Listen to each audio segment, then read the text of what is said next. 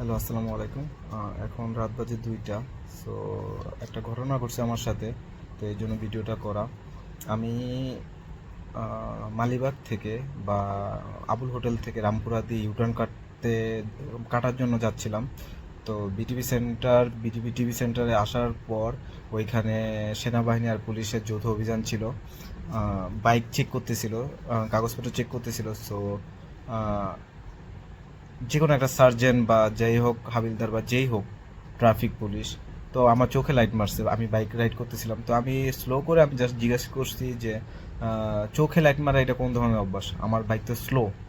So এর জন্য আমাকে একটা মামলা দিছে, এই যে 3500 টাকার। আমি আমি নাকি আনসেফ রাইড করতেছিলাম। আপনারা দেখেন, আমি দেখ, না হেলমেট, না গাড়ির কাগজপত্র, না কোনো কিছু, জাস্ট জাস্ট এই কথাটা জিজ্ঞাসা করার পর আমাকে এই মামলাটা দেয়। তো পুলিশ আর সেনাবাহিনীর কাছে আমার এটাই জিজ্ঞেস করা, ভাই তোরা এত গ্যাঞ্জাম যাইতেছে, এত কিছু হইতেছে, তোরা ওইগুলা পারস না? একটাই পারস বাইকারদের সাথে।